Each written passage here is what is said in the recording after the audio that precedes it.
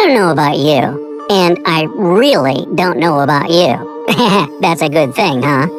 But I sometimes like to have some lighthearted fun when it comes to mysteries and conspiracy theory stories. The only thing that's even more fun is checking the facts and trying to debunk them. And what else has more crazy theories swirling around it than the Bermuda Triangle? Can you guess which ones are true and which are fake? Number 1, the bottomless ocean and vile whirlpools. Let's start with something not too far out of this world. As you probably know, the Bermuda Triangle is situated near the Bahama Islands. And if not for its huge, mysterious neighbor, the Bahamas would be a mystery in and of itself. Turns out there's a strange structure around the bottom of the islands. The bottom of the ocean here is inconsistent. Every now and then, the otherwise sandy floor is replaced by giant dark holes, like a living place for some giant eel. Of course, we're not talking about sea monsters here, at least for now. The most common problem with those caverns, named blue holes, is that sometimes tidal waves can make them produce vortices and whirlpools. Experienced divers who love blue holes with all their hearts say that they're like waterfalls in the middle of the sea. They suck thousands of gallons of water into the depths and nothing can escape them. So, can these whirlpools be guilty of all the disappearances happening in the Bermuda Triangle? To be fair, it's not plausible. First, the whirlpools mostly appear in the inland blue holes, situated on the island and not in the ocean.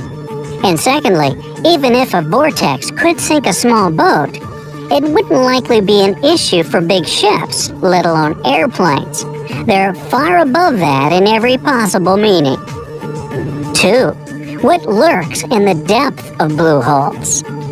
Only about 20% of blue holes were ever explored, and there are probably a lot more of them in the Bahamas area than we think. All we know is that they might relate to each other via branching tunnels and caverns. This fact alone might explain why some ships vanished in Bermuda and were never found. Brace yourself, we're now stepping into the crazy territory with this next question. What if something could drag a ship down there? The local people of Andros Island, part of the Bahamas, have a legend in their folklore about a giant, vile, octopus-like creature named Luska. Nobody knows how big this creature could be, but all legends point to the blue holes as its home. Impossible, right? Well, strangely enough, some giant octopuses were seen and even caught nearby, though they weren't nearly as big as the legendary creature.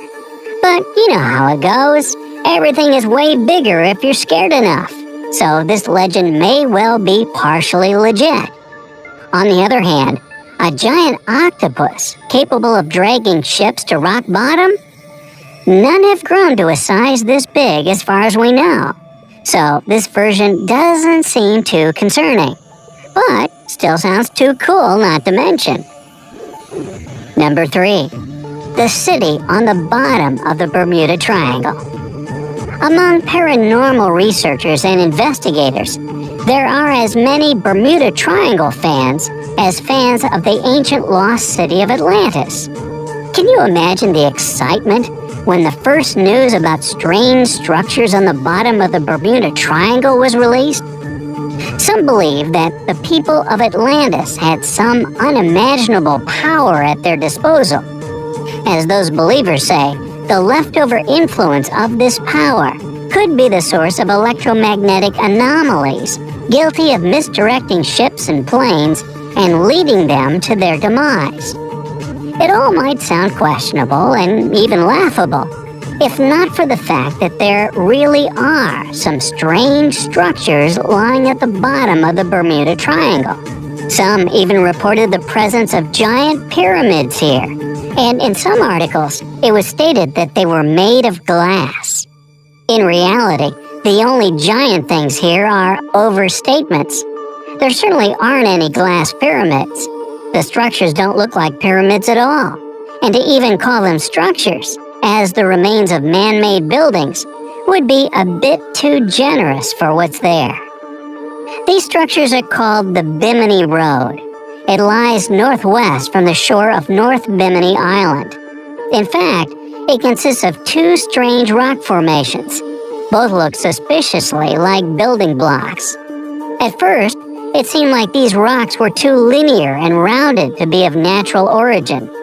The main hypothesis stated that Bimini Road was the only visible part of a more complex man-made structure, buried in the sand of the ocean bottom.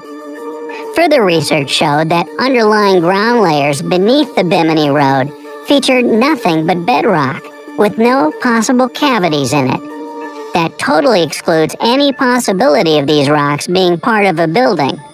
Also, no matter how close researchers looked into Bimini Road, they never found any evidence of masonry on the rocks. So, what can we conclude about the ancient city on the bottom of the Bermuda Triangle? I guess sometimes rocks are just rocks. There's no reason to search for Atlantis in all of them. Debunk. Number 4. I'm not saying it's aliens, but... well, don't worry, I'm not going to cloud your eyes with some weird sightings or other unreliable evidence. Something much more tangible lies within the borders of the Bermuda Triangle. With all the stories around the area, it's no wonder that the floor of the ocean is littered with shipwrecks from all over the world and from all ages. As you can imagine, this is a sweet spot for treasure hunters brave enough to challenge the mysterious waters of the Bermuda Triangle. One of these treasure hunters was lucky enough to come across a secret map made from the orbit of the planet in the 1960s during one of the first flights into outer space. This map reveals lots of shipwreck coordinates in the Caribbean area. One of them wasn't marked as a shipwreck, but as an unidentified object. Well, if that doesn't call some attention, then I don't know what does.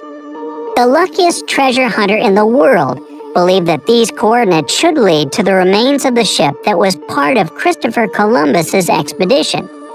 What was awaiting the explorer at 300 feet below the ocean surface was possibly even more significant. It was an object later classified as a USO, unidentified submerged object. It was nothing like a man-made ship, and there was no way something like it could have been formed purely by nature. Plastered with layers and layers of coral, the object was unidentifiable, but it was huge, with long protrusions sticking out of it in bunches of 5 in different directions. 2 more identical objects were found nearby. So, the pattern of protrusion wasn't just random, like a freak of nature. The strangest thing? I can't debunk it.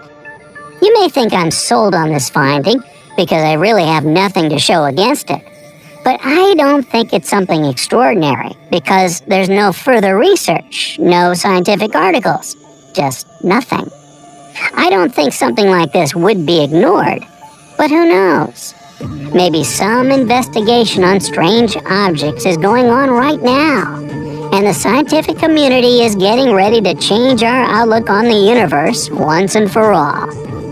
Number 5, the Hutchinson effect. Sounds super scientific, I know, and believe me, I'm not here to try to debunk science. What I'm talking about lies somewhere beyond the boundaries of traditional knowledge. A lot of Bermuda Triangle stories feature reports allegedly received from missing aircraft and ships. There are reports about strange cloud formations, tunnels in the air, or above water, or the sudden appearance of thick fog sparkling with electric lights. As legend suggests, some of these anomalies are not only capable of completely disorienting any vehicle, but also removing them from where they were altogether.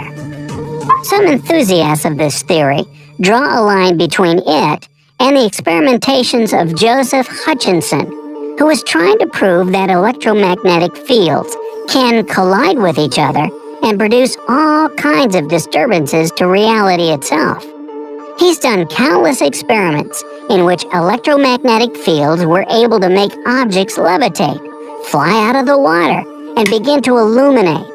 Hutchinson himself thinks that similar things may have their place in special places like the Bermuda Triangle. Now, you probably have an idea why I'm not too confident about how scientific this phenomenon is. A lot of Hutchinson's experiments were even recorded on camera, but it doesn't serve as documental proof.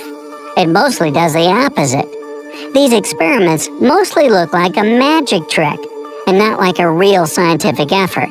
None of the Hutchinson's effects were ever proved to be real.